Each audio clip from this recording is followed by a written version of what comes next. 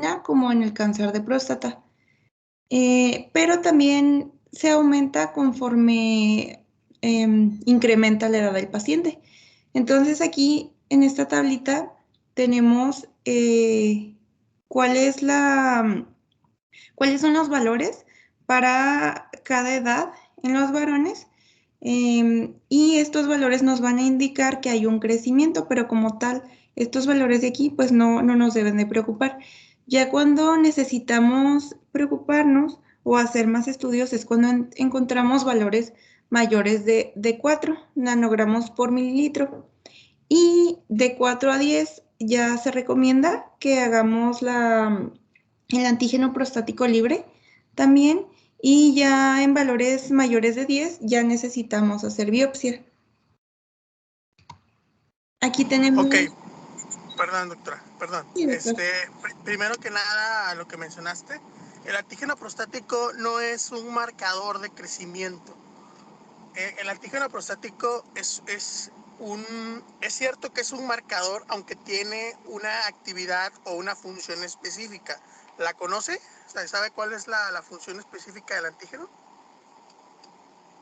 Bueno, lo que había leído es que este antígeno es producido por la próstata y es secretado por el epitelio de la próstata, el epitelio ductal. Sí, pero ¿cuál es la función? O sea, el antígeno a finales de los 80, principios de los 90, se descubrió como un marcador, pero el antígeno ya existía y tenía una función específica. No, la Dentro de verdad, la... ¿No? doctor. Okay, no se preocupe. La función del antígeno, muchachos, es la licuefacción del coágulo seminal. ¿Qué quiere decir esto? Cuando se da la eyaculación, se llegan los espermas por los conductos eyaculadores a la próstata y ahí se junta con el líquido seminal. Y ese líquido seminal contiene, entre muchos otros compuestos, fructosa, zinc, magnesio, muchas proteasas, y entre ellas contiene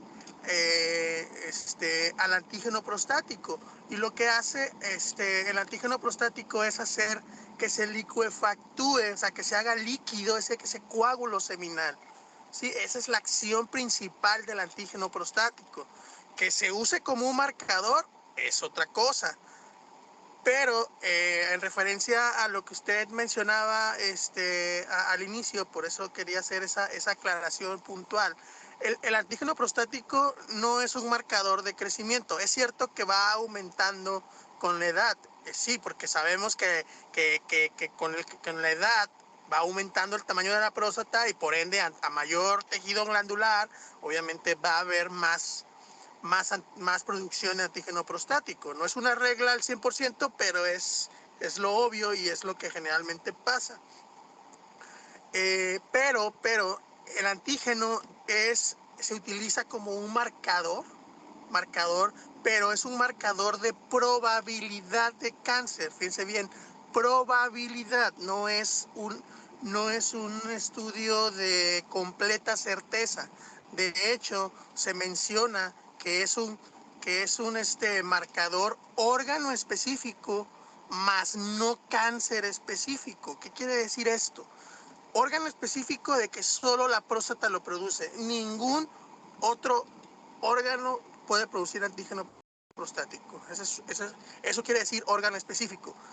Y no es cáncer específico debido a que, como lo mencionaba su compañera, otras afecciones pueden elevarlo, como cuáles. Primero que nada, los síntomas del tracto urinario inferior. Si un paciente viene con síntomas del tracto urinario inferior, es esperado que vaya a haber un aumento o un incremento del antígeno prostático, o sea, que esté elevado. Pero esta elevación es secundaria al proceso inflamatorio que se refleja en los síntomas que el paciente está teniendo. Sí, obviamente esta elevación no debe ser muy marcada, muy pronunciada. Yo he llegado a ver incluso en procesos inflamatorios muy fuertes que llegan a tener 15, ya más de 20, generalmente ya no es tanto un proceso inflamatorio, ya es más y ahora sí ya va un poco más encaminado hacia la sospecha de cáncer, aunque las guías nos dicen que más de 10, teóricamente tiene uno que mandar a una biopsia, pero si el paciente tiene síntomas y depende de la clasificación de los síntomas, esto lo veremos por lo que veo más adelante en cuanto a la clasificación del score de síntomas de tracto urinario inferior, también ustedes pueden ver qué tanto puede estar elevado. Si es un paciente con síntomas graves o síntomas que entran dentro de los graves, pues obviamente el antígeno pudiera estar más elevado de lo normal. Bueno, ¿me escuchan? Sí, doctor. Ah, perdón, es Sí, que es que voy en el teléfono, me entró una llamada y la cancelé, pero pensé que se cortó. Ok, entonces, de acuerdo a los síntomas, ustedes pueden ver eso. Entonces, es un marcador de probabilidad. Esto también, ¿por qué? Porque un solo valor de antígeno no es determinante para decir que hay cáncer de próstata. También hay excepciones a esa regla, como cuáles. Pues si el paciente viene con 50, 60, 100, 1000, 3000, bueno, muchachos, pues ahí, ahora sí que hace como pato, camina como pato, pues es un pato, ¿no? Pues esto tiene el antígeno muy elevado, síntomas consuntivos, un tacto rectal con una próstata pétrea, pues ese es un cáncer de próstata aquí en China, ¿no? Sin dudarlo. Pero bueno, generalmente un proceso inflamatorio, infeccioso como el de la hiperplasia, generalmente no es una elevación tan pronunciada. Entonces sí quería yo hacer esa cuestión muy puntual en cuanto al antígeno. El antígeno solo nos va a demostrar probabilidad de cáncer. Y les hago mención esto porque últimamente he visto que hay pacientes que me han estado refiriendo amablemente, médicos generales, y les dicen los médicos que no, es que está muy inflamada debe estar muy crecida su próstata porque el antígeno está elevado. O sea, no es un marcador exacto de inflamación. O sea, puede ser, pero no es una regla. Pues hay pacientes que van a ver con síntomas graves y tener antígeno normal. O sea, todo puede pasar, tanto como pueden ver a un paciente con un antígeno de 9 y síntomas leves, como un paciente de síntomas graves y antígeno normal, o un paciente con síntomas graves y tener antígeno de más de 10 y a lo mejor espantarse. Aquí lo que yo siempre les digo a ustedes, muchachos, un solo valor de antígeno no determina la probabilidad de cáncer de próstata si se encuentra dentro del rango menor a los 10 nanogramos por mililitro. Ya después de 10, ahí sí me quedo un poquito como en duda, pegándome un poquito a las guías, pero generalmente menor de 10 no se confíen de ese valor, y más si tienen un paciente con síntomas. Si tienen un paciente con síntomas, lo primero ahí es dar un tratamiento, ahorita lo vemos, y repetir el antígeno en 30 días. ¿Por qué en 30 días? ¿Cuál es la justificación? Esto es porque hay algo que se llama aclaramiento del antígeno. La vida media del antígeno es alrededor como de 3.3 días aproximadamente. Se dice que debe de pasar 10 vidas medias del antígeno para que puedas ver un valor real después de un proceso inflamatorio y de que lo hayas tratado, obviamente. Entonces, por eso les digo que son 30 días, porque solamente son 10 vidas medias, 30, ¿no? Es lógico. Entonces, pasando el mes, hay que repetir otra vez el antígeno, y si este antígeno está por debajo de 4, nos quedamos tranquilos. Si el antígeno se queda entre 4 y 10, es importante solicitar lo que mencionaba su compañera, un antígeno prostático libre. Ahora, el antígeno prostático libre, creo que ahorita, ándale. Si quieres, continúa, doctora, para no robarte tu tema. Perdóname, es que me adentro y se me va la onda. No, no se apure, doctor, muchas gracias. Bueno, el libre, aquí, pues lo vamos a tener en porcentaje, y entre mayor es el porcentaje, tenemos menos probabilidad de cáncer. Entre menor es el porcentaje, tenemos más probabilidad de cáncer. Entonces, igual como decía el doctor, pues este es solo para cáncer y igual este no nos dice si sí tiene o no, nada más es una probabilidad. No sé si quiere agregar Ahora, algo. sí, perdóname, ya te interrumpí otra vez. Es importante mencionar aquí, muchachos, eso sí quiero que por favor lo tengan muy, muy claro. El antígeno libre solo sirve para valores de antígeno entre 4 y 10. Solo ahí. Valores de 0 a 4 no sirve. Valores mayores de 10 no sirve. Solo el antígeno prostático libre fue diseñado, creado, inventado, como lo quieramos decir, para valores de la zona gris del antígeno que están entre los 4 y los 10 nanogramos. Nada más. ¿Sí? No tiene valor clínico, no tiene valor como laboratorio como tal, cuando el antígeno está por debajo de 4 o por arriba de 10. No tiene valor. Sí, eso sí quiero que quede muy puntual. Entonces, si ustedes, por ejemplo, hagamos un ejemplo, ya saben que me encanta. Llega un paciente, resulta que, pues por recomendación de X o Y, se hizo un antígeno, trae síntomas leves y ustedes ven que trae 9 de antígeno. ¿Ok? Tratamiento médico y en un mes le piden que regrese con un antígeno y un ultrasonido. El paciente al mes regresa diciendo, no hombre, me siento súper bien, mis síntomas desaparecieron, pero resulta que el paciente trae un antígeno de 7, o sea, sí descendió, pero tampoco se volvió a valores normales o internacionalmente estandarizados. Ahí, por ejemplo, yo les sugiero que cuando el paciente se encuentre con un valor de 9, siempre pidan, o sea, si por primera vez llega con un antígeno así de que usted no lo haya solicitado, y llega con un valor por encima de 4, o sea, entre 4 y 10, sospechen, sabe que a lo mejor puede ser que no baje tanto, le voy a pedir el antígeno libre nomás porque sí.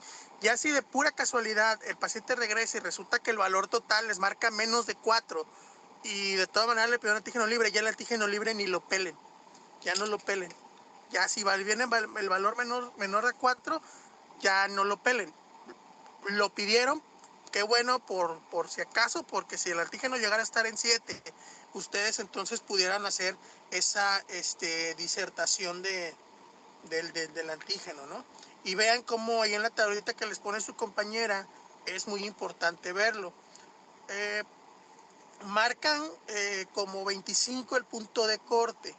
Ahora, no sé, ¿quién está dando la clase? Sol, ¿verdad? Sí, doctor. ¿Leíste algo acerca de cuál es la justificación por qué este antígeno libre se toma precisamente como un marcador de probabilidad de cáncer? No, doctor. Ok. Ay, perdón, es que vengo tomando una coca. La probabilidad de cáncer de próstata con el antígeno libre se justifica, perdón, en el hecho de que la célula de cáncer de la próstata produce, el antígeno libre cuando se libera el torrente sanguíneo tiene una parte que se adhiere a proteínas y otra parte que es libre. Cuando la célula del cáncer, el antígeno que produce esa célula de cáncer de próstata tiene una mayor afinidad a unirse a proteínas, por lo tanto disminuye el porcentaje del antígeno que anda libre en el torrente sanguíneo. Por eso es que a menor del 25% como punto de corte se vio que hay una mayor probabilidad.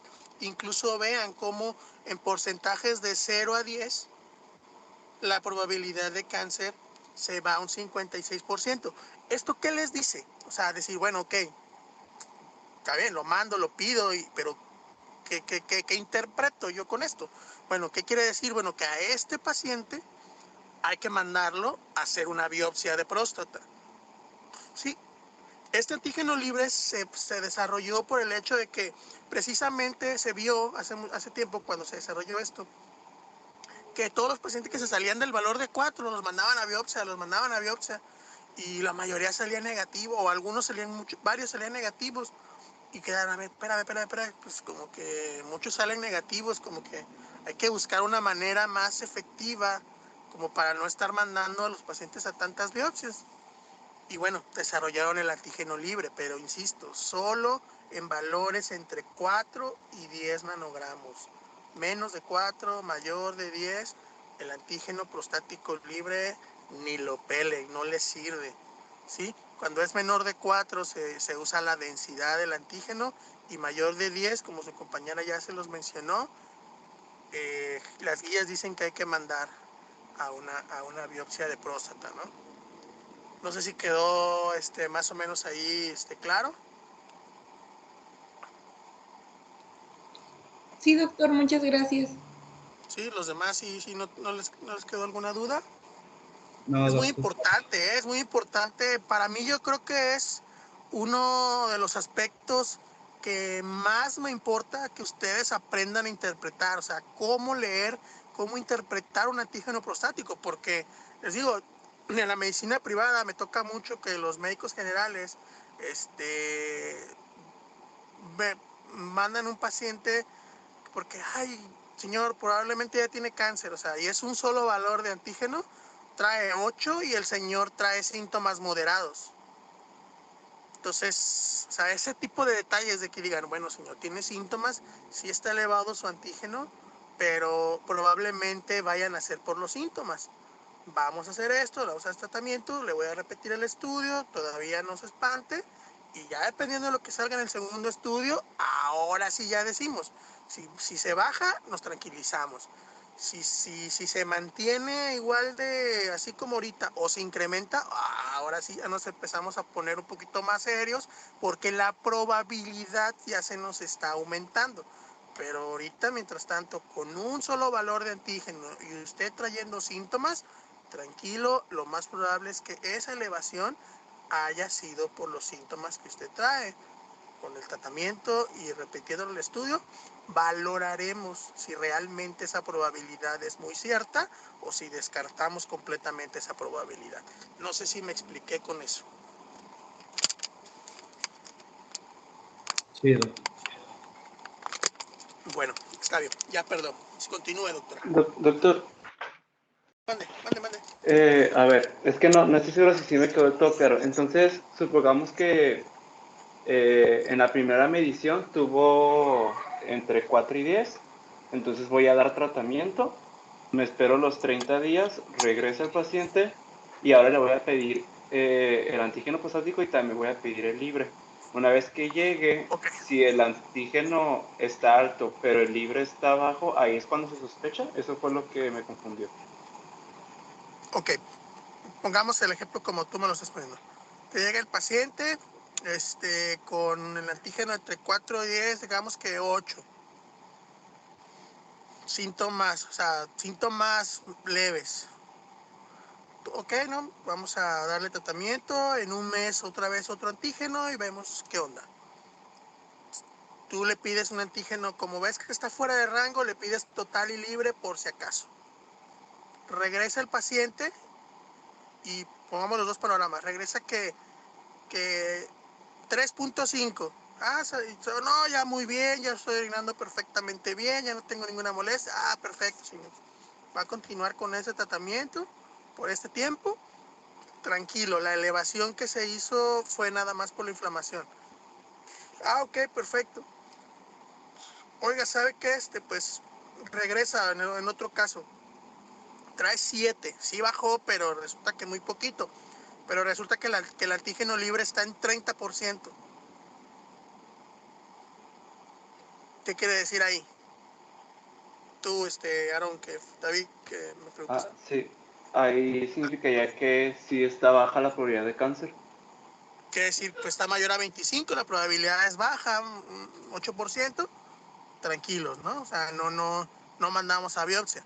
Pero resulta que, ok, en otro caso viene 7, pero resulta que el antígeno libre y hay pacientes sin síntomas viene con 8% de antígeno libre.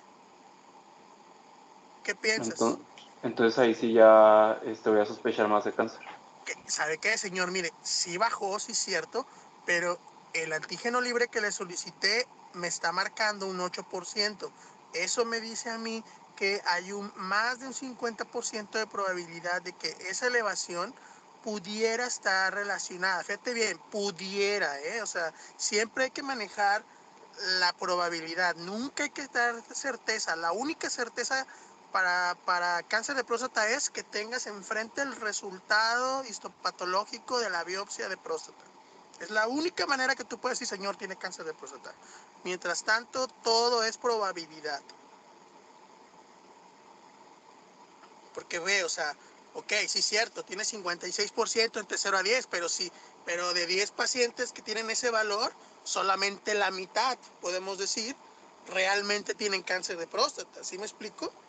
Hay otra mitad que aunque estén en ese antígeno libre de 8, no van a tener cáncer de próstata. Sí me explico ahí por qué es tan importante saber también muy bien cómo le decimos las cosas a los pacientes. Y vean ahí mismo la tablita cómo se los maneja. Dice, probabilidad. O sea, nunca es, o sea, la certeza es hasta que no tienes el resultado del patólogo y te dice adenocarcinoma de próstata, CINAR, grado, Gleason, tal. Hasta en ese momento tú tienes la certeza de decir, señor, aquí está la evidencia para decirle que tiene cáncer de próstata. Mientras tanto, todo es probabilidad. No sé si quedó claro, David, dime, si no repito, no hay problema. Esto es importantísimo para mí que lo entiendan todos, ¿eh? Si tienen duda, por favor, díganme porque, insisto, como se mencionaba hace un momentito, el que ustedes aprendan a interpretar el antígeno prostático es ahora sí que lo más importante casi de este tema. Igual el tratamiento y todo, pero la verdad es que este entramado es algo muy importante porque yo veo en la medicina privada cómo malinterpretan los antígenos y eso también refleja en la información que le damos al paciente. Me surgió otra duda. Supongamos que en el caso hipotético que estábamos hablando, supongamos que ya regresó después de los 30 días y pedimos otra vez el antígeno y en el total nos salió arriba de 10, no sé, supongamos 12, 15, algo así. Ahí, pues, el libre no captaría, ¿no? Porque este nomás capta en 4 a 10. Entonces, ¿qué pasaría ahí? ¿Sabes qué yo te sugeriría ahí? Yo lo que hago, le hago un tacto rectal. ¿Sabe qué, señor? Tenía 8, haz de cuenta, en nuestro caso hipotético es 8, pero resulta que sale con 12. Y tú, caray, fue mucha la elevación.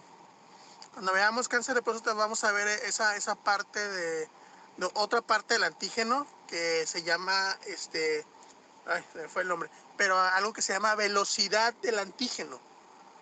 La velocidad del antígeno, el antígeno prostático específico se eleva 0.75 nanogramos por mililitro por año. ¿Qué quiere decir? Si hoy yo tengo 4, en un año yo debería cuando mucho elevar a 4.75. No sé si me doy a entender. Eso es por año. Entonces, si yo tengo 8, traía síntomas moderados, pero regreso al mes, como tú ahorita me lo quieres mencionar, y resulta que ya mejoré de los síntomas, eso es importante. Fíjense cómo le hago mucho hincapié a los síntomas. Ya regresé sin síntomas y resulta que el paciente llega con 10 o 12, vamos, como decíamos, 12. ¿Sabes qué? Pues se elevó 4, es muchísimo. Es mucha la elevación de diferencia entre un mes. ¿Qué hago yo ahí? Tacto rectal. A ver, si siento una bolita, si siento lo que sea, o sea, es casi le estoy diciendo que hay que ir a biopsia directa. O sea, no, es biopsia directo. Biopsia directo. ¿Sabe qué, señor? Tiene que hacerse la biopsia de próstata porque tanto la elevación del antígeno como la presencia de una nodulación, una zona indurada en su próstata, refuerzan la probabilidad de cáncer de próstata. Aunque tú en el fondo sabes que prácticamente es un hecho, ¿no? Pero siempre hablamos de probabilidad. No sé si eso te contesta tu pregunta, Aaron. Sí, doctor, muchas gracias. Ya me quedó más Bueno, claro. ok, ahora va la otra cosa. Pues fíjense cómo va el entramado. Mismo caso, pero resulta que trae 7 de antígeno al mes de diferencia. 8 y al mes de diferencia trae 7. Pero todavía trae síntomas leves. El paciente no ha mejorado del todo. Entonces ahí sí tenemos que mejorar la sintomatología para poder confiar en el antígeno. O sea, vean cómo le damos mucha importancia a la sintomatología. O sea, si la sintomatología no se ha mejorado, es muy probable que esa elevación siga siendo mantenida por la presencia de síntomas. Entonces tenemos que mejorar los síntomas y volver a repetir el antígeno otra vez. Doc, o sea que mientras siga con síntomas, el antígeno va a seguir arriba. El antígeno, lo más seguro es que esa elevación vaya a seguir estando justificada por los síntomas. Para poder determinar hay que bajarlo. O sea, la sintomatología. Sí, la sintomatología, sí. O otro caso, por ejemplo, tienen un paciente que trae sonda. Ese paciente siempre va a tener antígeno alto. O sea, el valor del antígeno no va a ser confiable nunca mientras tenga sonda.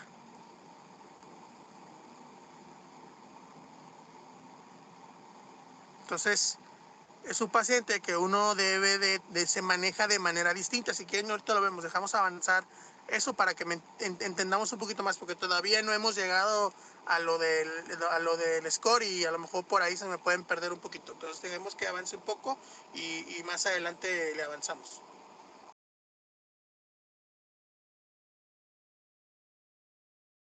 Ok, si quiere, doctor, me adelanto a lo del score antes de que sigamos con lo demás. No, síguele ahí donde va. Usted sigue el orden y ahí nos vamos deteniendo. Ya les dije que esta clase era así, detenernos mucho, porque es muy importante explicarles bien lo que tienen que interpretar. Ok, bueno, en el caso de la ecografía, en esta podemos evaluar varias cosas. Se puede ver el volumen prostático, se puede medir el residuo posmiccional, podemos identificar también tumores, podemos ver la vejiga y también la dilatación del tracto urinario superior. Y aquí en esta imagen tenemos aquí la vejiga, que es todo esto que se ve oscuro, y esta es la próstata.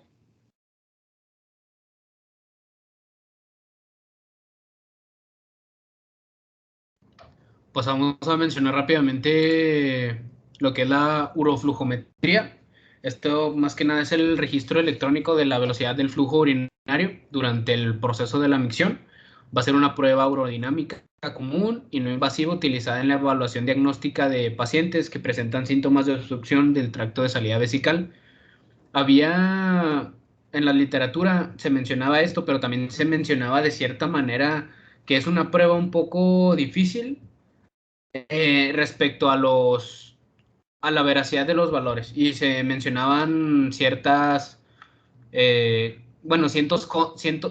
contras de realizar esta prueba. Primero que nada, las mediciones de la velocidad del flujo iban a ser inexactas si el volumen que evacúa el paciente es inferior a 125 mililitros. También el registro de la velocidad del flujo, en este caso sería un PRO, que va a ser la mejor prueba aerodinámica no invasiva para detectar una obstrucción del tracto urinario inferior. También el flujo máximo iba a identificar más específicamente los pacientes con hiperplasia prostática benigna que el flujo promedio. Sin embargo, cuando el flujo había que tener en consideración que el flujo máximo iba a disminuir conforme al paciente presentara una mayor edad. También íbamos a tener que existía una incertidumbre considerable, ya que aquellos pacientes con flujo máximo superior a 15 mililitros sobre segundo parecen tener resultados terapéuticos levemente peores tras una prostatectomía que aquellos con un flujo máximo inferior a 15 mililitros sobre segundo. Y también se nos mencionaba que un flujo máximo inferior a 15 mililitros sobre segundo no distinguía entre una obstrucción y una descompensación vesical. Y recuerdo que también se mencionaba que realmente no era una práctica que, este procedimiento no era uno que se realizara comúnmente o que fuera un marcador para nosotros saber cómo está el paciente respecto a la patología de la hiperplasia prostática benigna. Más no sé si realmente sí sea así. No sé si usted lo recomienda, doctor.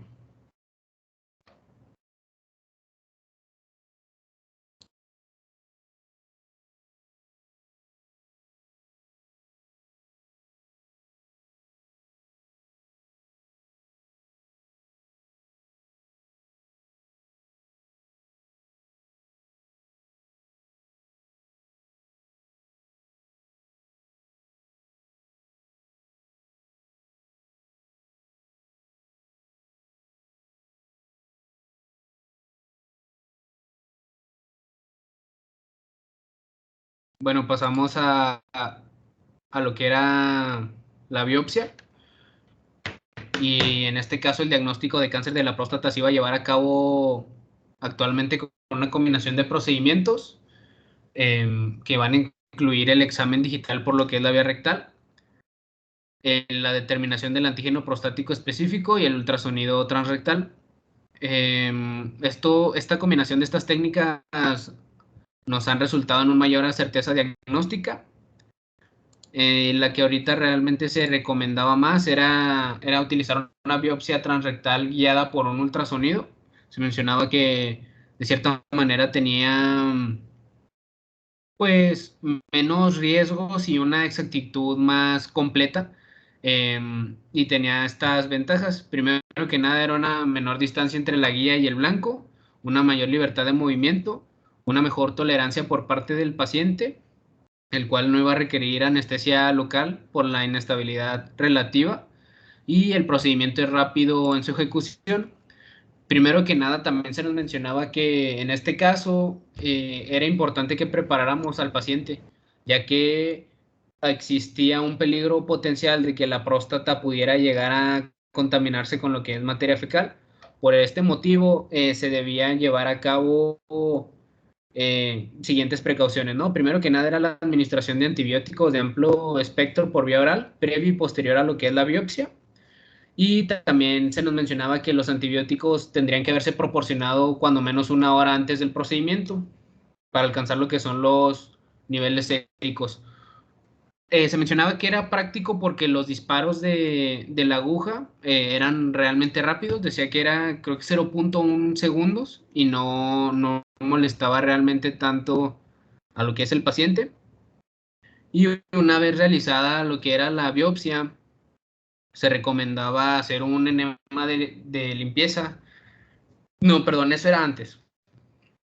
Y las posibles complicaciones de lo que era la biopsia de la próstata iban a estar relacionados con el sangrado, la sepsis, y se mencionaba que realmente estas ocurren en un pequeño porcentaje, en un 2 a 3%. Era importante mencionarle al paciente que él iba a poder llegar a expulsar coágulos después de la biopsia y tener una elevación transitoria de lo que es la temperatura. Una complicación un poco común era la laceración de la pared rectal y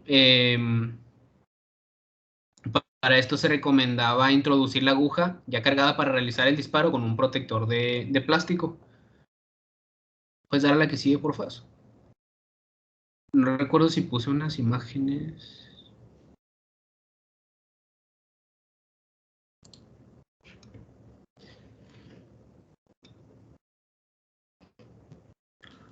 Ah, sí, miren, aquí en esta En esta imagen nos mostraban en nuestra imagen izquierda, en el plano axial, una lesión hipoicoica localizada en la zona periférica, que aquí es donde se estaba planeando realizar el disparo y toma de biopsia con lo que les digo, la aguja. Y en la figura de la derecha teníamos ya lo que era el cáncer de próstata, también con un corte axial, donde se describía una lesión hipoicoica localizada en el contorno posterior de lo que es la zona periférica del lóbulo izquierdo. Entonces, en este caso, en estas dos zonas donde están marcadas con las flechitas negras, era donde se iba a realizar el disparo con la aguja para tomar pues la muestra y ver las características de, de la próstata, ¿verdad? Ya una vez tomada la muestra se mandaba con el patólogo para confirmar o descartar el diagnóstico presuntivo que uno pudiera tener previo a mandarlo a patología.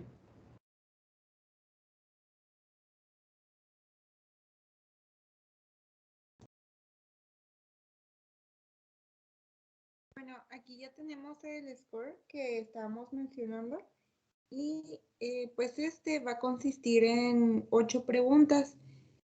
Todo esto se le va a preguntar al paciente en base de los 30 días anteriores. Entonces vamos a tener que ellos nos van a decir con qué frecuencia lo han experimentado, del 0 al 5, desde ninguna vez hasta casi siempre.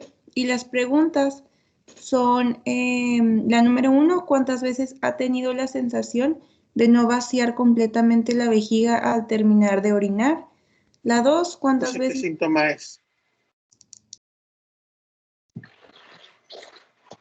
¿Perdón, doctor? ¿Ese qué síntoma es? Estás hablando de cuántas veces ha tenido la sensación de no vaciar completamente la vejiga. Entonces, ese qué síntoma es.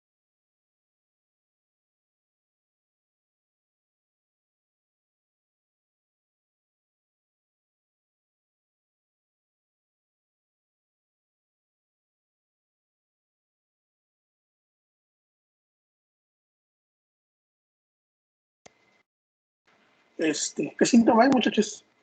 ¿Cómo se llama eso? De que la sensación de no vaciar completamente. ¿No es el tenesmo? Exactamente, es el tenesmo. ¿Sí? O sea, ahí dice, o sea, durante, como dice su compañera, es una clasificación de los síntomas de los últimos 30 días. Que dice cuántas veces ha tenido la sensación de no vaciar completamente la vejiga o de terminar de orinar. Entonces, tenesmo, se conoce como tenesmo. Ok, número. La 2 nos dice cuántas veces ha tenido que volver a orinar en las 2 horas siguientes después de haber orinado. ¿Eso cómo se llama?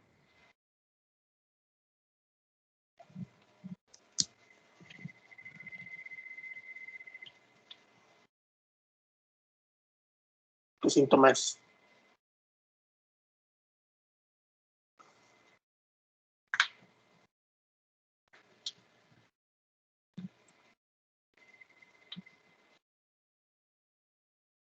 ¿Alguien sabe? ¿No sería poliacuria? Poliacuria, exactamente. Sería poliacuria. ¿Cuál es la diferencia entre poliacuria y poliuria? Poliacuria es la frecuencia y poliuria es la cantidad. Más exacto, o sea, las dos es aumento de frecuencia, pero la cantidad es la diferencia. Okay. ¿Okay? Muy bien, eso sería poliacuria.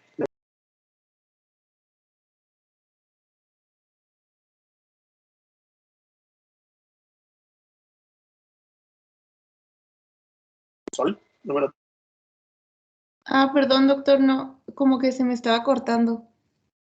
La 3 nos dice cuántas veces ha notado que al orinar paraba y comenzaba de nuevo varias veces.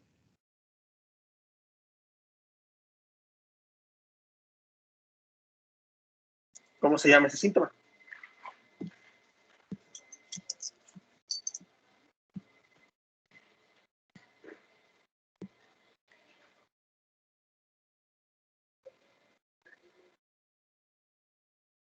¿Esa es poliacuria, doc? No, ese es el número 2. La poliaquiuria es el número 2. Estamos hablando de el número 3. Dice, ¿cuántas veces ha notado que al orinar paraba y comenzaba de nuevo varias veces? ¿Cómo se llama ese síntoma? Ya tenemos número 1 es tenésimo, número 2 es poliaquiuria, número 3. Digo, obviamente este esquema, este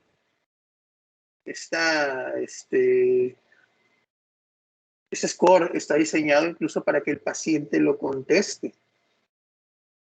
Sí, que nosotros lo hagamos ahí en la consulta por practicidad. Pero la realidad es que si se fijan,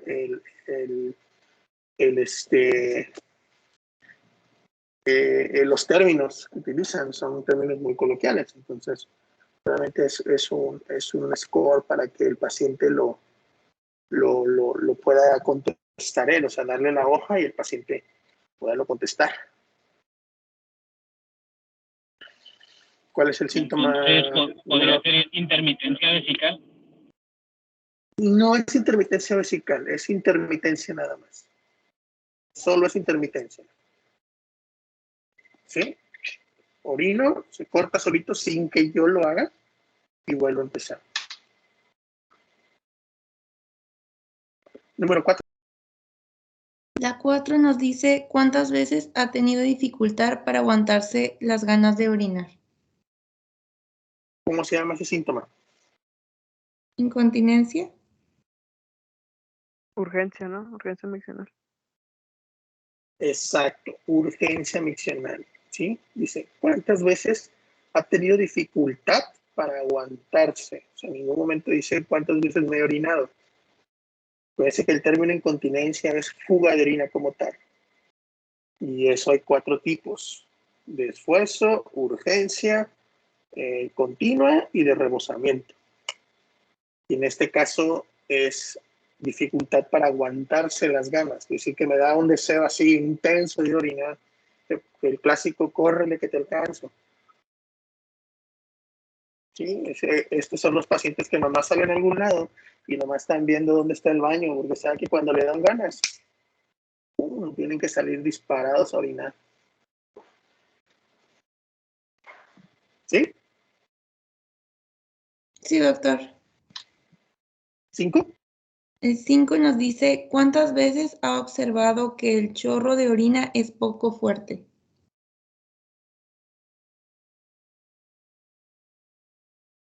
¿Cómo se interpreta eso?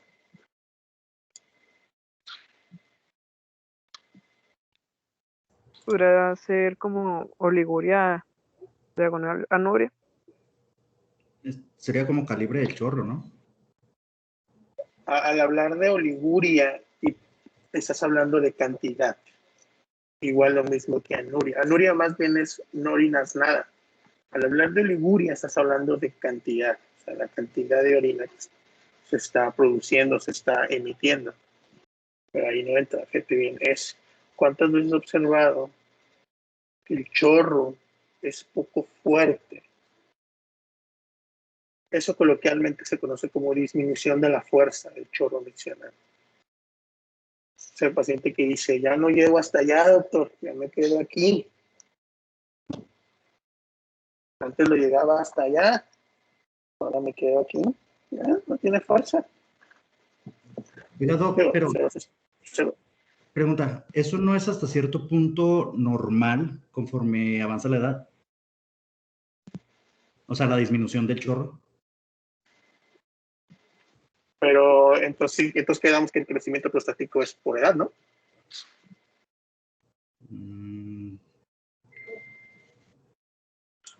Ok.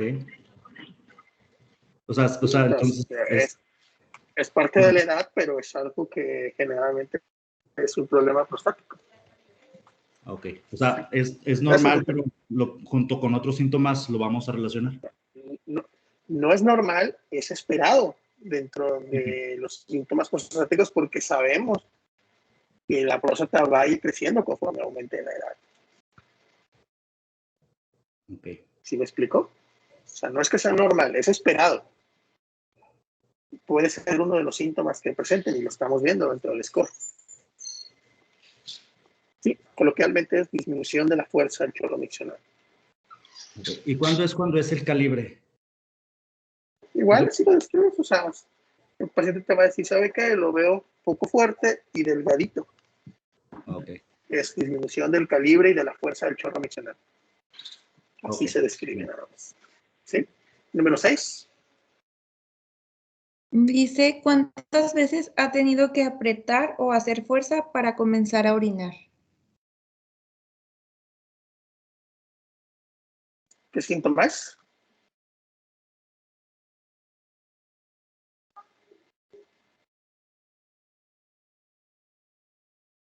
¿Es nicturia?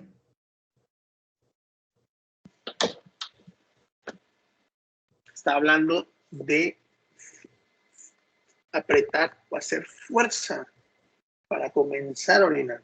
Ah, perdón, estaba leyendo la 7.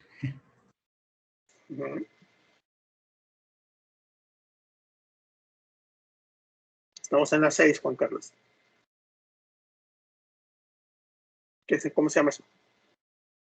¿Esfuerzo miccional? Pues esfuerzo miccional, si tú quieres oír muy fresona, pero puede, ¿No sé? puede como pujo, exacto. Pues, en términos coloquiales es pujo. ¿Sí? Y el 7 es el que dice Juan Carlos, es la nicturia. Ahora, aquí hay que tener un poquito de cuidado con la nicturia. ¿Sí? La nicturia tenemos que valorar varios aspectos. Primero que nada, después de los 50 años de edad, es normal que el paciente pueda despertarse hasta 2 veces en la noche. Ya más de 2 pudiera considerarse patológico, pero también hay que considerar varias cosas. Comorbilidades del paciente, ¿sí? Diabético, hipertenso, insuficiente renal, falla cardíaca. ¿Qué líquidos consume? ¿A qué hora los consume? ¿Sí? Porque recuerden que el paciente que tiene insuficiencia cardíaca en el día, pues obviamente es en estado de bipedestación, con su estado de insuficiencia cardíaca, dependiendo también del grado, y eso ya nos metemos en rollos de fracciones de eyección del FEBI, de la fracción de eyección del ventrículo izquierdo, qué porcentaje tiene. Hola. Y eso todo rollo, ¿no? Siempre va a tener un cierto grado de edema en extremidades. Y esto, a la hora de que el paciente se acuesta, se pone en decúbito, todo ese líquido que se fue a los tejidos regresa al torrente sanguíneo y por lo tanto hay mayor carga de plasma que se eyecta y por lo tanto hay una mayor producción de orina. Paciente diabético, paciente hipertenso mal controlado va a tener este tipo de alteraciones. Paciente que consume irritantes, consume mucho líquido después de las 6 de la tarde, va a ser invariable que se pare en la noche a orinar. Entonces, ahí con la nicturia hay que tener mucho cuidado en considerar todos los aspectos. ¿Sí? Y ahora, si se fijan, hay una octava pregunta, que es la que yo le llamo siempre la octava pregunta de eso que tiene que ver con la calidad de vida, como ahí mismo se lo expresa. Cuando ustedes hagan la primera evaluación de que es el mal llamado IPCS o score de síntomas del tracto urinario inferior, es importante que no hagan esta primera octava pregunta. Si se fijan, dice puntuación del IPCS terminando la séptima pregunta. ¿Sí? La octava pregunta se hace en la segunda a partir de la segunda valoración. ¿Esto por qué? Porque si ustedes le preguntan en la primera visita, cuando el paciente viene con todos los síntomas, oiga, ¿cómo se sentiría si tuviera que pasar el resto de su vida con los síntomas prostáticos tal y como lo siente ahora? Pues les va a decir, doctor, no me quiero sentir así. Entonces, esta octava pregunta, déjenla para la segunda o tercera valoración o en las siguientes. ¿Sí? Entonces, la primera valoración es solamente esas primeras 7 preguntas. Se hace el total y se clasifica al paciente en leve, moderado o severo de acuerdo al puntaje que tiene de síntomas. Estos muchachos es el instrumento clínico que tenemos para clasificar al paciente con síntomas del tracto urinario inferior secundario a un crecimiento prostático. ¿Por qué es tan importante que lo tengan en mente? En hiperplasia benigna de próstata, les adelanto un poco, es más importante lo que te dice el paciente, los síntomas que te dice el paciente.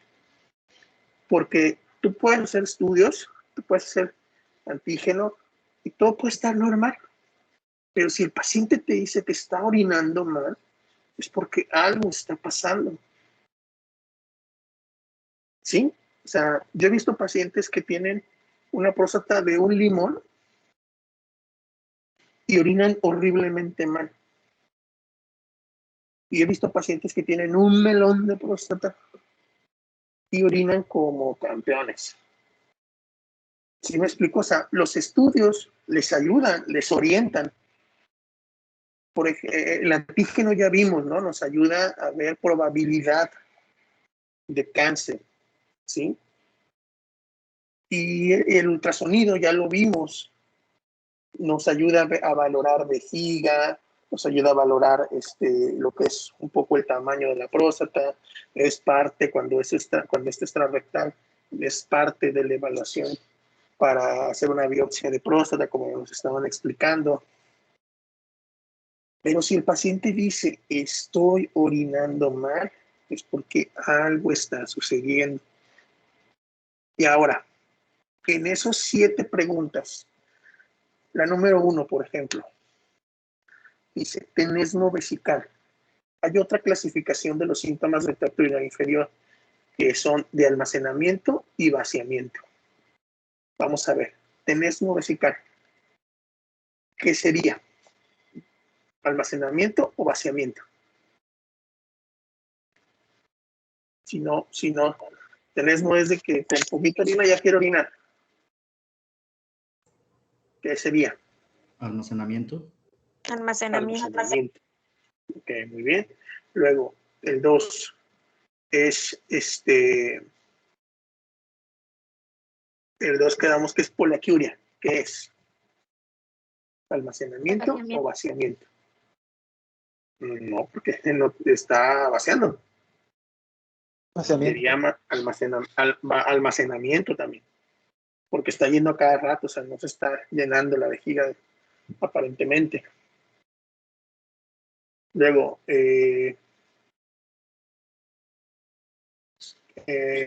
paraba y comenzaba la intermitencia. Vaciamiento. Este es el vaciamiento. ¿Sí? Luego, la urgencia. Almacenamiento.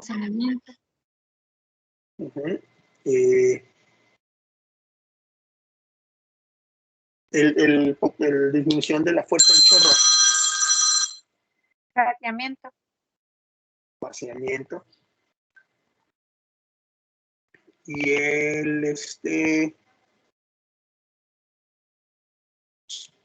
el pujo. Vaciamiento. Ok. La nicturia es inequívoco. O sea, no es así tanto de vaciamiento como de almacenamiento. Entonces tenemos 3 síntomas de vaciamiento y 3 síntomas de almacenamiento. Entonces, cuando ustedes revaloran al paciente, ustedes llegan y lo ven y dicen, ok, bueno, este paciente trae moderado, ok. Pero cuando regresa, y yo les decía hace rato, resulta que el paciente sigue regresando con síntomas. Ustedes tienen que valorar en ese segundo IPSS qué síntoma trae más. ¿Trae más síntomas de vaciamiento o trae más síntomas de almacenamiento? Porque en base a eso van a modificar su tratamiento. Son síntomas de almacenamiento, urgencia, probablemente todavía tenga un cierto grado de infección. Recuerden cuando vimos prostatitis que incluso podemos dar antibióticos hasta por 3 meses. Entonces probablemente ahí valdría la pena el darle tratamiento antibiótico otra vez. Resulta que trae más de vaciamiento, no está ustedes ven que el vaciamiento no es adecuado. O sea, o combina el medicamento, o sea, tamsulosina más otro medicamento, o definitivamente si se mantiene, pues es un paciente que tiene un volumen prostático importante y que lo más seguro es que termine en cirugía. Sí, más o menos una idea. Yo sé que no es fácil, esto es muy práctico, yo lo hago diario, por eso lo entiendo así, pero trato como de explicarlo. Entonces, si tienen alguna duda, por favor, díganme.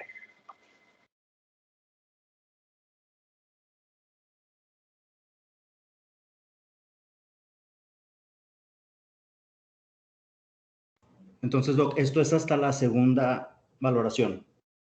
Se vuelve a hacer el IPSS y luego ya en base a eso se determina si es de vaciamiento o de almacenamiento y luego desde ahí se... Así es. ¿Qué onda?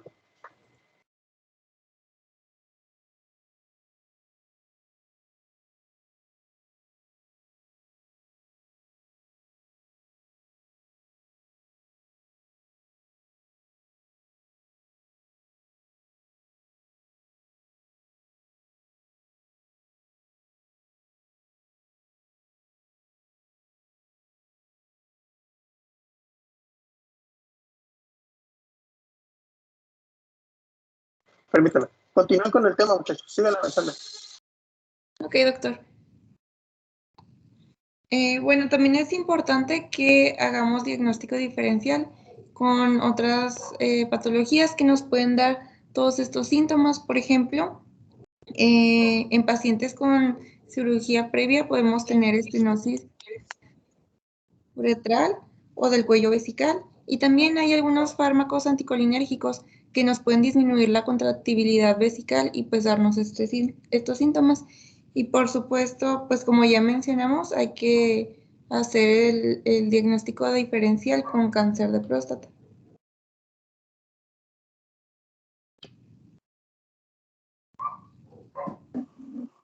Muy bien.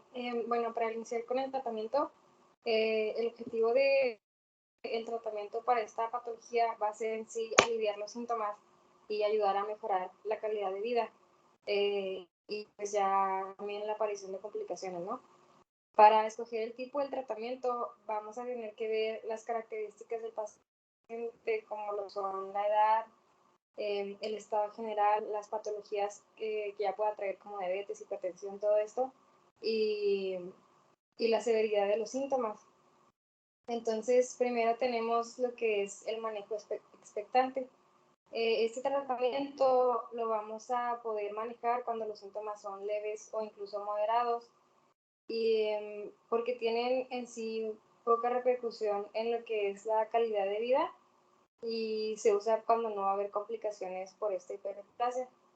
Lo que va a pasar es que el paciente tiene que hacer un cambio en el estilo de vida para cambiar todos los factores de riesgo. Tiene que evitar el sedentarismo, tiene que restringir los líquidos por la noche, así como el café y el alcohol. También algunos medicamentos como los anticolinérgicos, y tiene que cambiar sus hábitos miccionales. Se mencionaba el practicar técnicas de relajación. Y ya si vamos a tomar la decisión de optar por un tratamiento farmacológico o quirúrgico frente a la conducta expectante, va a depender de esta intensidad de los síntomas que traiga el paciente y de la afección, del grado de afección de calidad de vida que esté manejando. ¿Le das, por favor? Gracias. Para el tratamiento farmacológico, mencionaba que se ofrece cuando el paciente ya tiene una puntuación mayor o igual a 8, o cuando los síntomas no mejoran con las modificaciones del estilo de vida. El primer medicamento que tenemos son los bloqueantes de los receptores alfa-adrenérgicos. Estos van a actuar disminuyendo lo que es el componente dinámico de obstrucción prostática porque van a antagonizar los receptores adrenérgicos que se encargan de la contracción del músculo liso tanto de la próstata como del cuello vesical. Estos receptores alfa-1 van a estar más que nada en la aposinapsis de las células musculares lisas, vasculares, y aquí hace su acción lo que es la noradrenalina. Entonces producen una relajación del músculo liso, del cuello de la vejiga y de la próstata, y esto va a ayudar a que el paciente tenga una mejoría en el flujo urinario. Estos receptores alfa-adrenérgicos van a estar más que nada en lo que es la base vesical, que es la parte del trígono y del cuello, y en la uretra prostática y en la próstata. ¿Le das, por favor? Gracias. Bueno, la obstrucción del tracto de salida en esta hiperplasia prostática va a estar condicionada por dos factores, que es el estático y el dinámico. Entonces, el componente dinámico va a depender de toda la contracción muscular en función de la intensidad del estímulo que reciba. Y para solucionar esto, vamos a manejar estos medicamentos. Tenemos lo que es la alfusocina. Esta se mencionaba que se da en una dosis inicial de 2.5 miligramos. También inicialmente nada más con 1 miligramo, y se puede llegar hasta los 8 miligramos dependiendo del manejo del paciente. La prazosin, que se inicia con 2 miligramos 2 veces al día. La terazocina, donde el tratamiento se inicia con dosis de 1 miligramo por día y se puede aumentar hasta 10 miligramos, también en función de mejoría de los síntomas y de la fuerza de flujo del chorro. Y la tamsulosina, que se recomienda dosis de 0.4 miligramos una vez al día. Y si el paciente no responde a esta dosis, se puede aumentar hasta 0.8 miligramos. Aquí lo que es tamsulosina, doxazosina y terazocina tienen una vida media larga, entonces se pueden administrar con una sola dosis al día. Y en este tipo de medicamentos es importante que la dosis sea administrada antes de acostarse, porque uno de sus efectos secundarios más importantes es la hipotensión ortostática. Entonces, como ya vimos que este padecimiento pues aumenta con la edad, muchos pacientes, aparte de que ya tienen la edad y luego les da la hipotensión ortostática, pues se nos van a poner mal, ¿no? Entonces, por eso también es importante darlo antes de acostarse y ajustar dosis, porque también en los pacientes ancianos pues puede tener, dentro de los efectos secundarios, aparte de esta hipotensión, puede haber cefalea, puede haber mareos, puede haber disminución de la agudeza visual. Entonces, tenemos que ajustar dosis en función de la edad y de cómo vaya manejando estos medicamentos el paciente. Estos medicamentos, de hecho, son como de elección en pacientes que aparte tengan hipertensión, porque se manejan también para el tratamiento. Entonces, en eso sí he visto que los cardiólogos y los urólogos les manejan este tipo de medicamentos. La sintomatología del paciente va a mejorar a las 48 horas de iniciar el tratamiento. Sin embargo, para que haya un cambio en los test, se requiere al menos un mes de terapia. Ya si esta terapia no nos da una mejoría a las 8 semanas, pues ya está contraindicado continuar con este tipo de medicamentos. ¿Le das, por favor? Gracias. Aquí, pues, regresando un poquito la diapositiva. De los bloqueadores, como su compañera se los mencionaba, bloquean lo que se conoce como el factor dinámico, el factor de contracción. Como recordarán, cuando vimos anatomía, el músculo liso, tanto de la cápsula como del tejido prostático como tal, pues produce contracción, ¿no? O sea, hay una contracción, y con el volumen, pues obviamente produce un cierre del espacio uretral prostático. Entonces, la acción, como bien se los mencionaba su compañera, pues precisamente es bloquear los receptores alfa, y los que están más comúnmente en la próstata, en el tejido prostático, son los alfa 1A. De los alfa bloqueadores que les muestra aquí su compañera, que es la alfusocina, prazosin, terazocina, doxazosina y la tamsulosina, hay una clasificación. Están los uroselectivos y los no uroselectivos. De los que son uroselectivos, estamos hablando del primero, que es la alfusocina, y del último, que es la tamsulosina. La prazosina, terazocina y doxazocina, perdón, son medicamentos que son de los primeros bloqueadores de receptores alfa que se utilizaron en antaño. Ahorita yo les puedo decir que el que más se comercializa quizás es la doxazocina. Su nombre es el Cardura. Lo comercializa el laboratorio Pfizer. Casi no lo usamos, de hecho yo nunca lo he usado. O sea, ¿por qué? Porque no es uroselectivo. El paciente que toma doxazocina es el paciente que generalmente va a tener mucho efecto sistémico del bloqueo alfa. Es cierto, como dice su compañera, puede tener mucho beneficio, sobre todo en el paciente hipertenso, pero hay pacientes que son muy poco tolerantes a la terapia de estos medicamentos. Entonces, yo les recomiendo siempre empezar ya sea con alfusocina o con tamsulosina. Y también es cierto lo que dice su compañera. O sea, no la mejoría la ven muy rápido los pacientes. A las 48, 72 horas el paciente tiene que ver mejoría. Por eso es lo que les menciona su compañera. Es el medicamento de primera. O sea, ustedes ven a un paciente, lo clasifican con síntomas del tracto urinario inferior, secundario a un crecimiento prostático. Primero hay que darle alfa bloqueadores. Es lo primerito, lo primero. Ahora, en el tratamiento siempre es conveniente de que vaya acompañado, sobre todo si hay muchos síntomas de almacenamiento, verse acompañado de un antibiótico. ¿Sí? Habíamos hablado en tema de prostatitis que cuál es el mejor antibiótico o cuáles tienen la mejor farmacocinética a nivel prostático, las quinolonas. Puede ser una quinolona de tercera generación, como el ciprofloxacino, o ya quinolonas de cuarta generación, como lo es el levofloxacino. Son esas dos las que generalmente usamos. La dosis puede ser, en el caso del levofloxacino, que es el que más yo uso, puede ser de 500 o de 750 miligramos, una diaria. Esto por 14 días como mínimo. ¿Sí?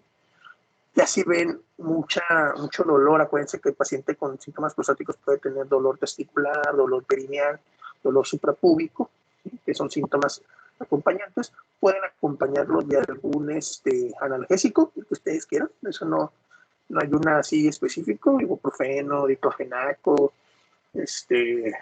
clonixinato de lisina, el que ustedes gusten. Eso no hay ahí predilección. Pero sí, el antibiótico sí es importante que utilicen de preferencia una quinolona. Pueden usar cefalosporinas de segunda generación con un muy buen espectro para gram negativos, pero a veces el efecto no es el esperado. Yo les recomiendo siempre, si no hay contraindicación, usar una quinolona de tercera o de cuarta generación.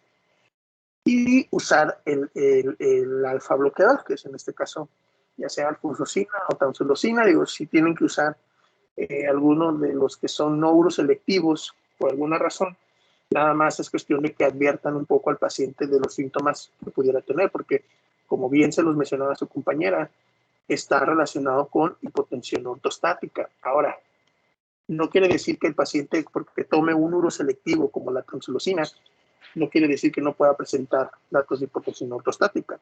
Hay pacientes que son muy sensibles al efecto del bloqueo de receptores alfa y aún con la tamsulosina refieren hipotensión ortostática.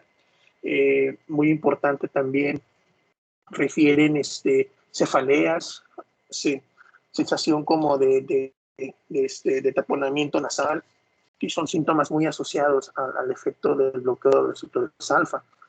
Algo muy importante también que hay que mencionarle es que un 20 a 30% de los pacientes con estos medicamentos, aunque su mecanismo de acción no pareciera tener su interrelación, pero sí se ha visto que existe, ahorita lo veremos con los siguientes medicamentos, es que puede verse asociado a cierto grado de eyaculación retrógrada.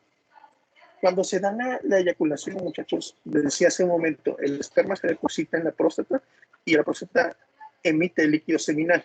El cuello de la vejiga se cierra para que el bolo eyaculatorio se emita. Pero con el efecto de bloqueo alfa, que también hay receptores a nivel del cuello, este cuello se abre.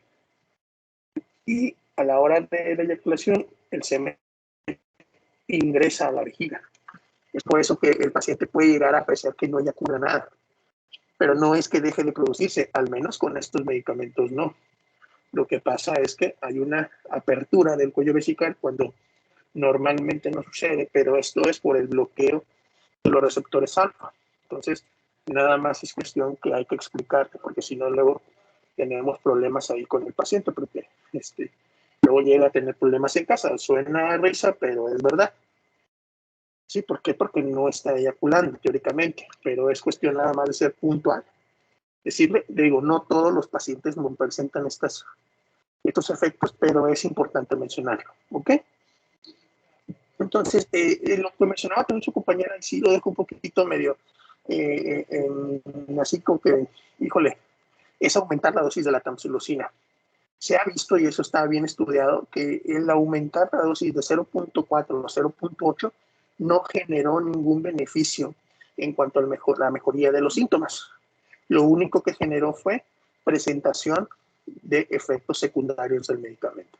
Todos los efectos que estamos viendo, hipotensión ortostática, cefalea, irritación de nariz tapada, eyaculación retrógrada, fueron más, se presentaron con mayor porcentaje, utilizando una dosis de 0.8 miligramos. Entonces, realmente un efecto como tal en mejoría en el score de síntomas del tracto urinario inferior realmente no se mostró. Entonces, yo les diría, no está recomendado el aumentar la dosis de más de 0.4. Si la dosis está así y no hay mejoría de la sintomatología, habrá que replantearse un poco el tratamiento del paciente, ¿no? ¿Ok? ¿Dudas? Doctor, el efecto de la eyaculación retrógrada generaría también algún dolor o molestia a la hora de la eyaculación. No tendría por qué. Okay, el dolor a la eyaculación, el dolor a eyaculación pudiera más bien estar relacionado con proceso inflamatorio, ¿no? Sí, entonces el paciente lo único que va a referir es que a la hora del orgasmo de la eyaculación no se presenta esto. No hay nada. Insisto, muchachos, es importante que se lo digan al paciente, porque, perdón, estamos entre médicos, pero ya es algo que pasa muy común. Sí, me ha pasado que no le dicen y el paciente regresa y dice, oiga, doctor, pues es que yo tengo problemas en mi casa porque pues me dicen que dónde ando, que porque pues no hay nada, que de dónde vengo, o dónde me ando paseando. Le digo, parece risa, lo tomamos nosotros como muy chusco, pero al paciente se le genera un problema. O sea, yo he tenido pacientes que incluso han tenido problemas en casa por esa misma situación, porque no se le dice, señor, mire, es probable, no quiere decir que todo lo haga, pueda llegar a tener un cierto problema de eyaculación retrógrada. ¿Qué va a pasar? Va a tener erección, va a tener la sensación, pero probablemente vaya a eyacular o poquito o nada. Oiga, pero es que bueno, le aviso para que sepa. Oiga, se me va a quitar, si le quito el medicamento, regresa toda la normalidad. El detalle es que va a volver a orinar mal. Ya usted dígame, ¿qué hacemos? Entonces ya como que lo entienden y dicen, no, okay, no, pues está bien, nomás déjeme avisar para que no tenga problemas. Les digo, parece risa, pero pasa muy seguido. Entonces sí es muy importante también cuidar esa parte, ¿sí? ¿Dudas? Doctor, ¿y cuánto tiempo recomienda usted que dejemos el tratamiento con tamsulosina? Mira, este medicamento es tan noble. Yo tengo pacientes que llevan 15, 20 años tomándolo. Sin problema. No hay problema. Hay algunos que dicen, no, 10 años, 5 años. He tenido pacientes con 15 años y no tienen ningún problema. Ahorita que hablamos de los inhibidores de la 5-alfa reductasa, eso sí, porque esos tienen otro mecanismo de acción, tienen otro tipo de defecto y por lo tanto hay una cierta restricción tanto en su prescripción como en el mantenimiento del medicamento.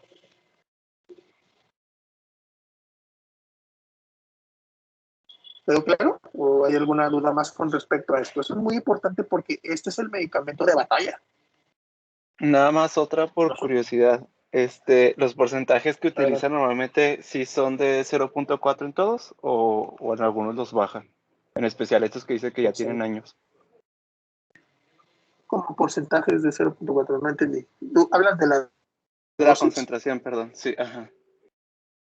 No, la concentración es única. La tamsulosina no viene de 0.2.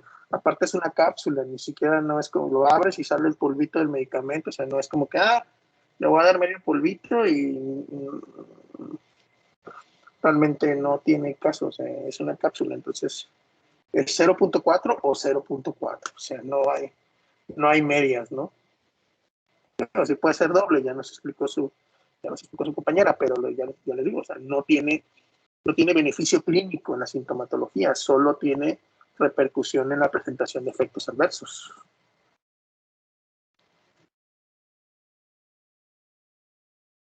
No sé si con eso contesto la pregunta, David. Sí, ya entendí, entonces sería una cápsula nada más. Sí, exacto, una cápsula, no más. Ni menos tampoco, porque no se puede, o no es recomendado, pues.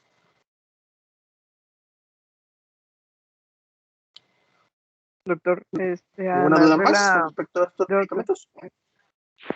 Sí, por ejemplo, además de, ¿qué consecuencias habría de la eyaculación retrógrada, además de la, entre comillas, infertilidad y pues la presencia de semen en orina?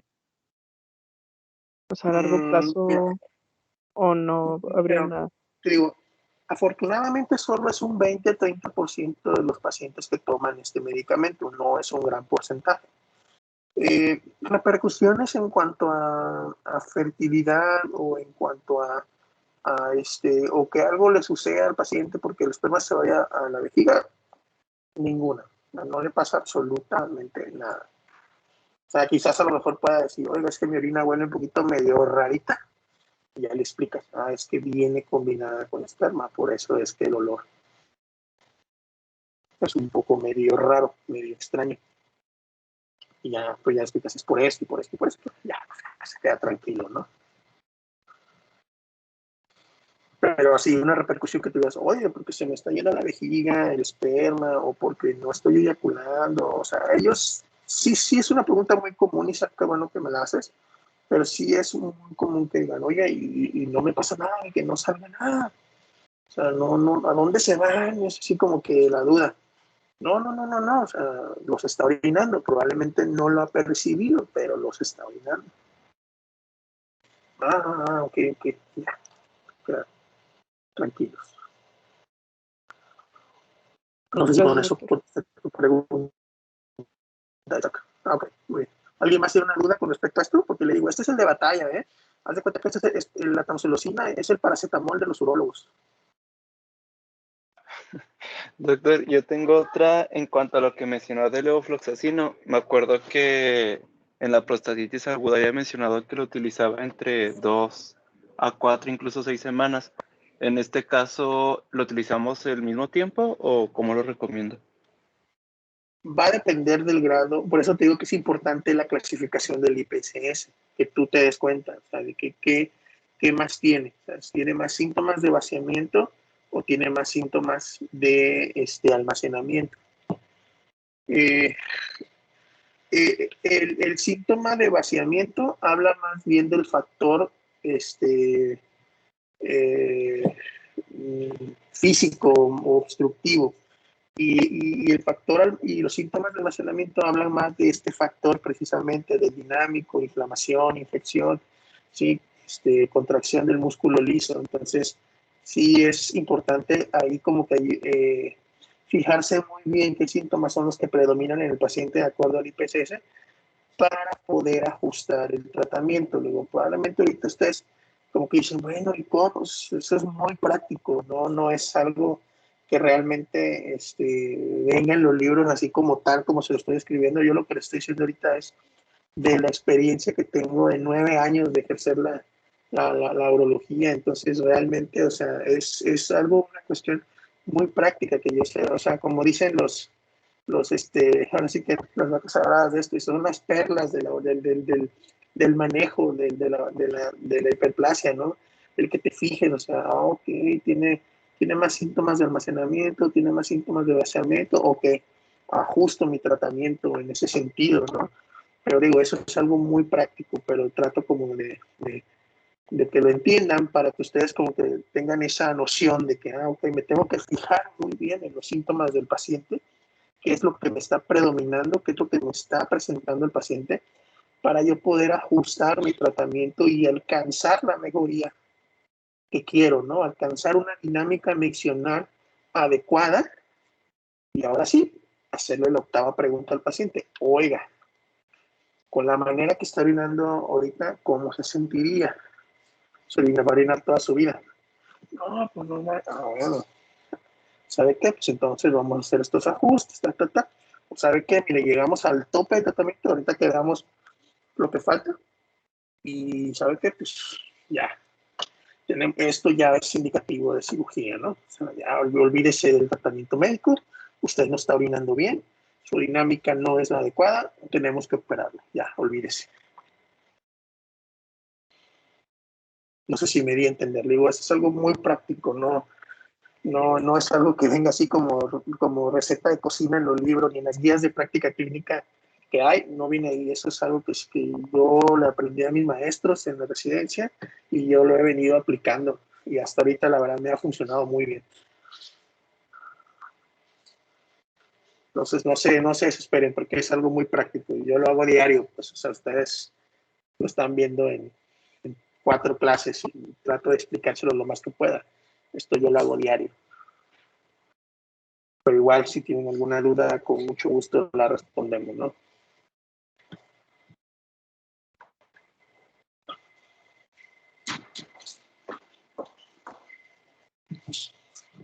¿No?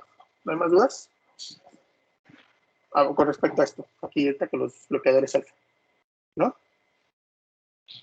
Tú, Ale, tú estás pasando el tema, ¿te quedó claro? ¿Te quedó un poquito más claro? Sí, está. Ok, bueno, continúa. Este casi se nos acaba. Bueno, el siguiente fármaco es inhibidores de la 5-alfa reductasa, que en sí la enzima lo que hace es transformar la testosterona en su metabolito activo, que es la dihidrotestosterona. Y lo que hacen estos fármacos es que van a inhibir la acción de esta enzima, que es la responsable de la transformación de la testosterona plasmática en el metabolito activo de 5-alfa dihidrotestosterona.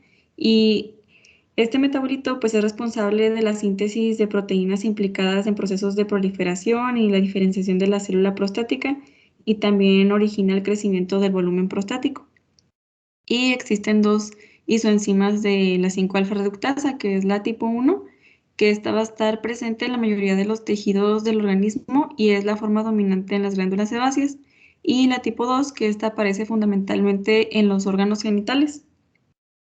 Y vamos a tener 2 fármacos, que es el finasteride y el dutasteride.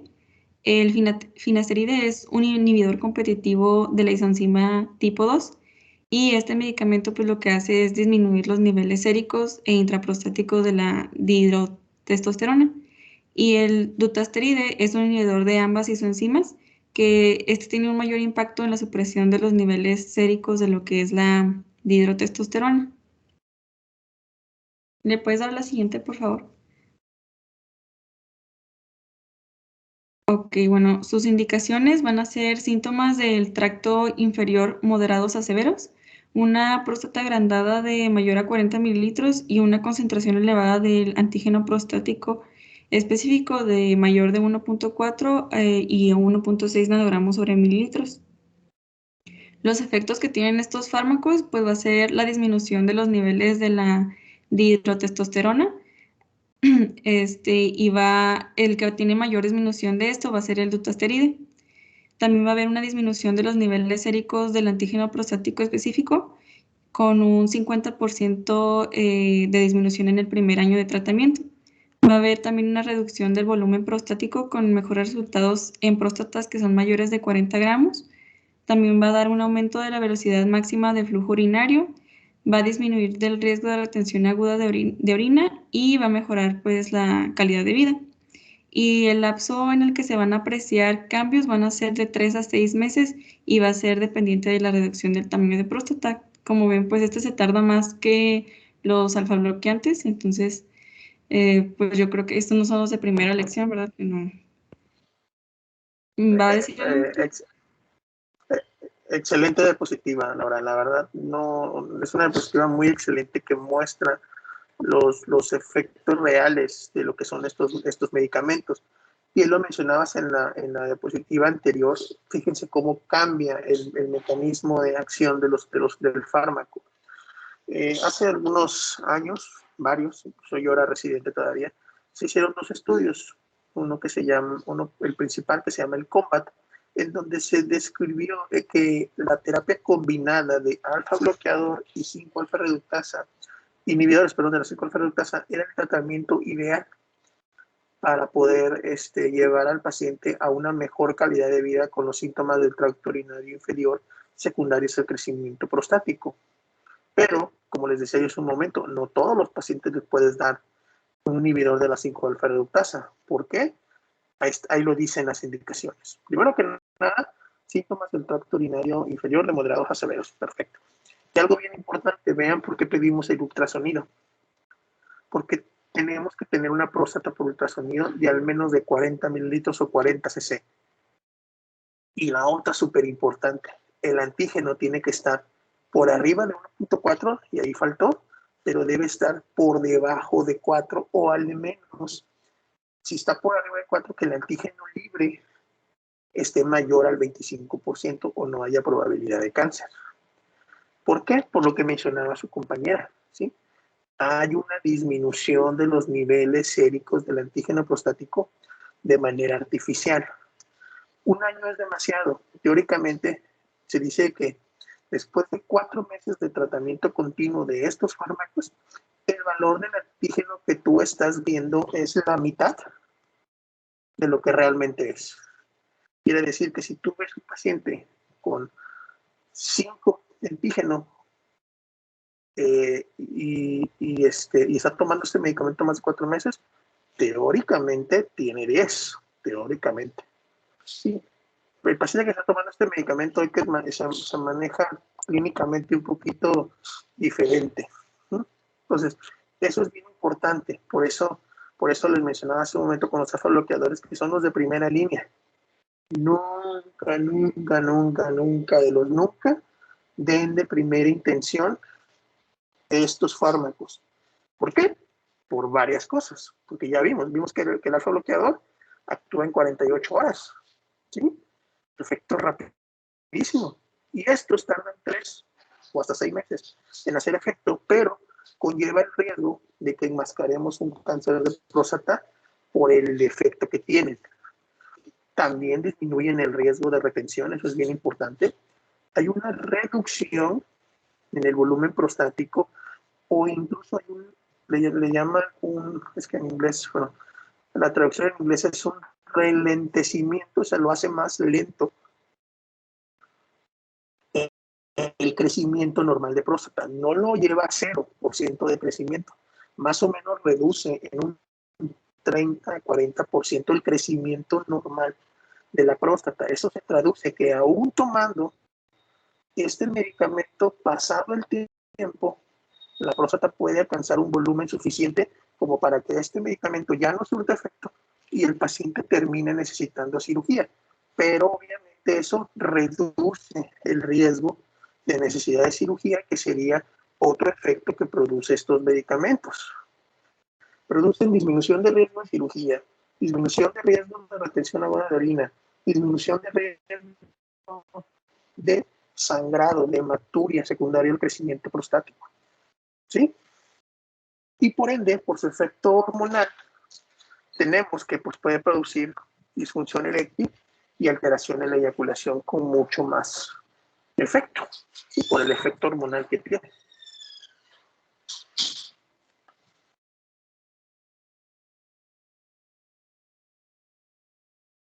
¿Dudas?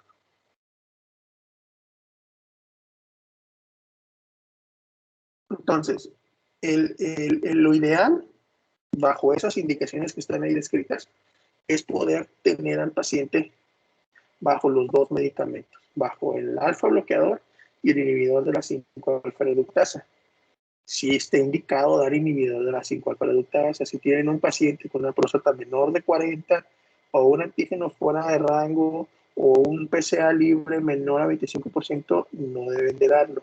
Si no tienen un valor de antígenos, si no tienen un valor de ultrasonido, de valor de próstata, nunca den de primera intención estos fármacos. Siempre, siempre, siempre. Primera línea de tratamiento es antibiótico, antiinflamatorio si lo requiere y tamsulosin y nada más.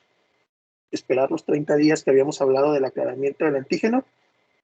Ya le pidieron su antígeno de control o primera intención y un ultrasonido, y entonces en base a esos resultados y a la respuesta clínica del paciente, ustedes decidirán si este medicamento va a ir. ¿Sí me explico?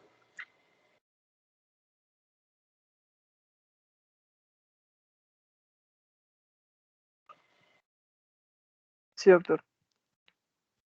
Ok. ¿Alguna duda que tenga? Doctor, ¿nada más puede repetir el porcentaje del PSA libre que dijo? 25%. Recuerden que vimos que era 25%. Pues más de 25% hay menor probabilidad de cáncer de próstata.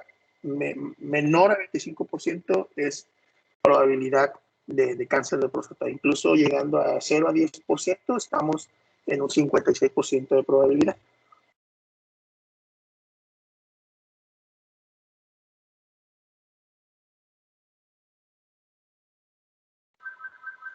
¿Dudas?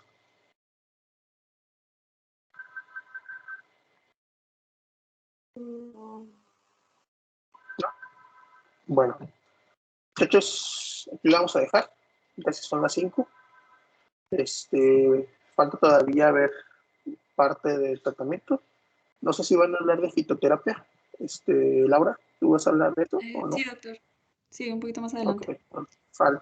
Falta hablar de fitoterapia, falta reforzar un poco más acerca de la terapia combinada y pues entrar al tratamiento quirúrgico. ¿Sí? Les dije que era un tema de por lo menos unas 3 clases porque nos detenemos mucho.